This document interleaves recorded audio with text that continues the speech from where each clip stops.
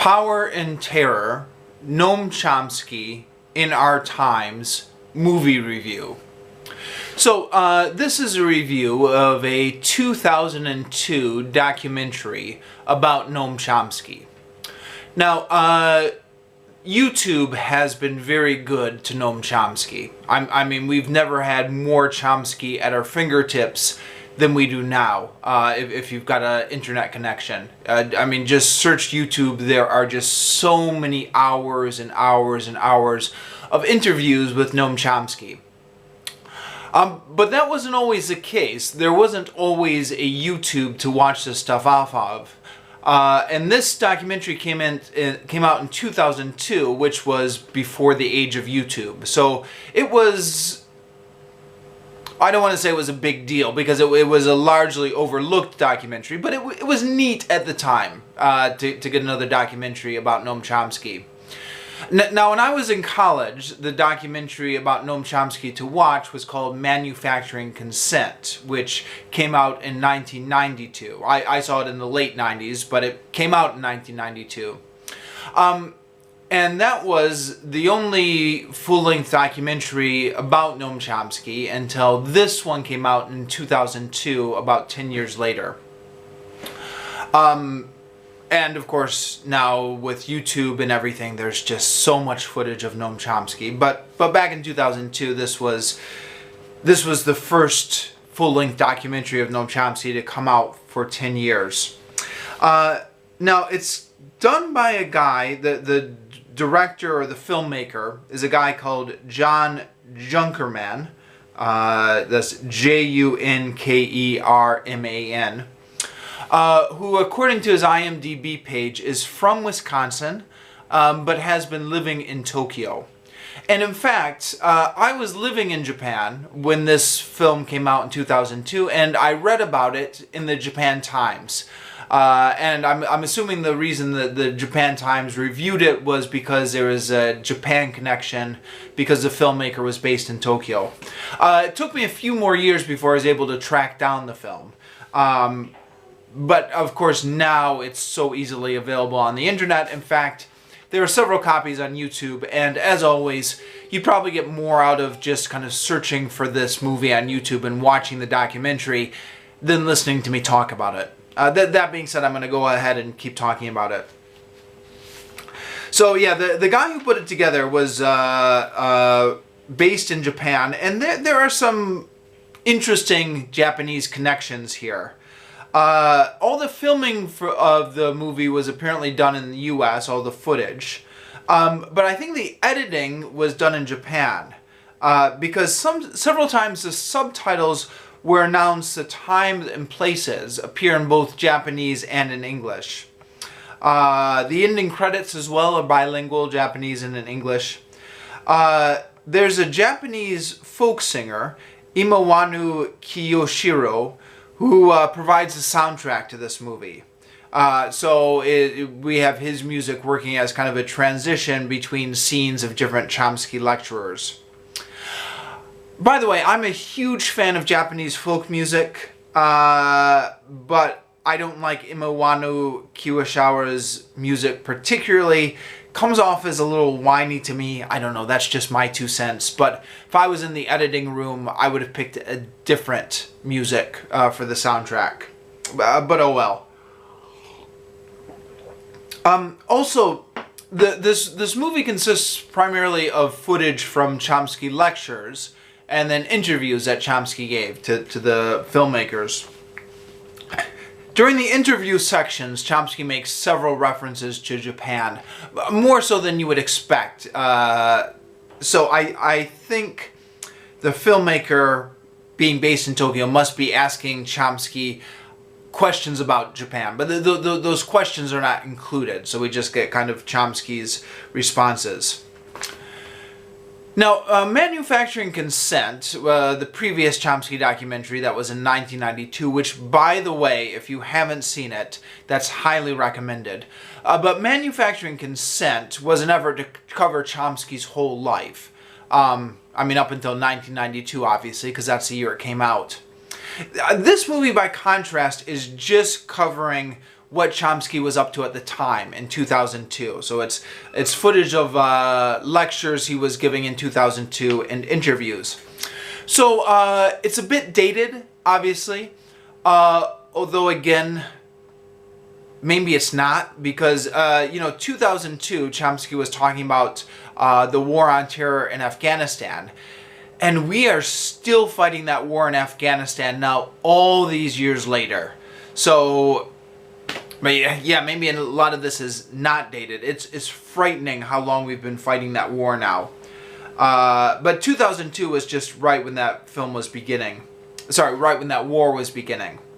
But when Chomsky's talking in the lectures, he talks about a lot of examples from history or from the 20th century. So it's not, although it was all filmed in 2002, the examples Chomsky uses are kind of moving back and forth through history.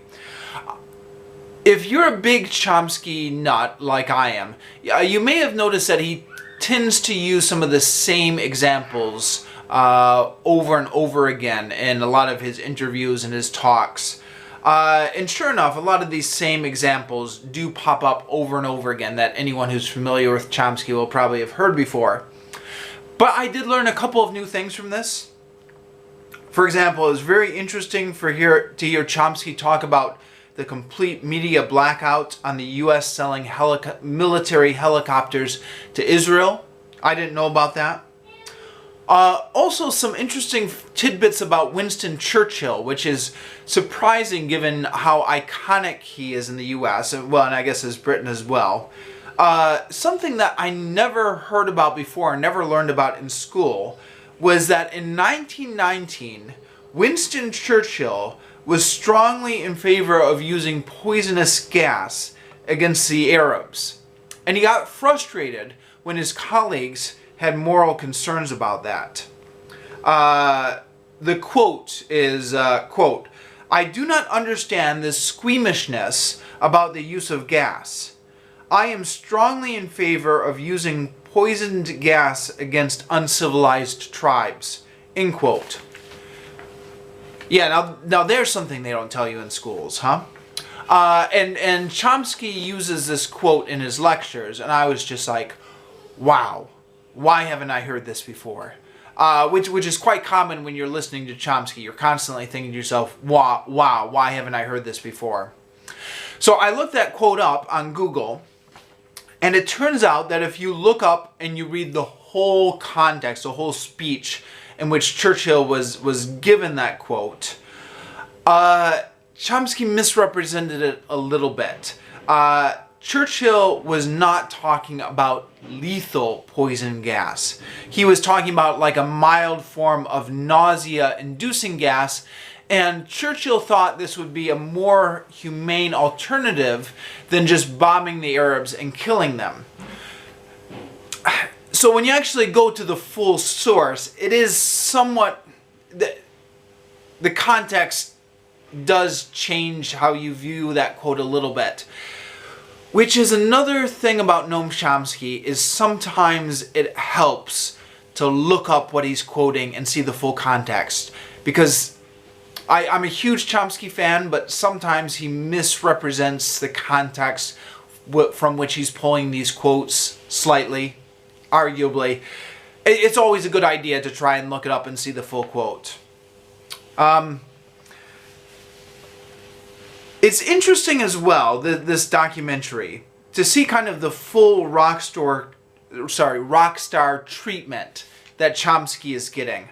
One of Chomsky's biggest critics, a guy named David Horowitz, once summed up Chomsky's place in American society very well. And I'm quoting from memory, so I'm going to paraphrase this here. But he said, essentially, nobody who pays any attention to the mainstream media or most normal people have never even heard of Chomsky. But if you go to college campuses, he is like a rock star there. And sure enough, the footage they show of Chomsky's lectures, he's getting mobbed by people wanting to ask him questions. People want to get his autograph. People want to take pictures with him. The vendors outside are selling Chomsky memorabilia and Chomsky t-shirts. I mean, can you imagine any other intellectual getting this kind of rock star treatment? That being said, you've got to feel for Chomsky. At the time this film was made, in 2002, he was 74 already. I believe he's 91 now and still going strong. I mean, I think he's slowed down a little bit, but he's still giving plenty of interviews, still giving a lot of talks, even at 91. He was 74 when this film got made, and you can just see he is tired. I mean, at one point in the film, after signing several autographs, his hand becomes so tired he can't even write the letters of his name, and he has to just return the book and apologize and say, I'm sorry, I'm so tired I can't sign my name anymore. I also found it interesting, all the people who get shown in this documentary asking Chomsky for advice about their lives, as if he was some sort of life coach. One young man asked Chomsky if he should go into activism full-time or get a real job. And of course, Chomsky says the only sensible answer that you can give in that situation, which is nobody can answer that question for you. You have to answer that question yourself. At another point in a lecture, during a question and answer session, Chomsky is asked about a young Afghanistan woman, if she should go back home to Afghanistan to be a teacher or if she should stay in the United States. And again, Chomsky says, I think quite sensibly, she knows 100 times more about the situation than me, so I can't give her advice on this. And yet, through it all, Chomsky seems to have maintained a surprising level of humility. He looks and sounds just like everyone's kindly old grandfather, and he's continually flashing his sheepish, kind of self-deprecating smile in front of the crowds. As with any Chomsky film, I can't recommend this enough. I mean, take it with a grain of salt. Look up the sources for the quotes he gives. But it really is illuminating. So this one or Manufacturing Consent, both of them you should be able to find on YouTube quite easily. Just put them into the YouTube search engine. Well worth watching.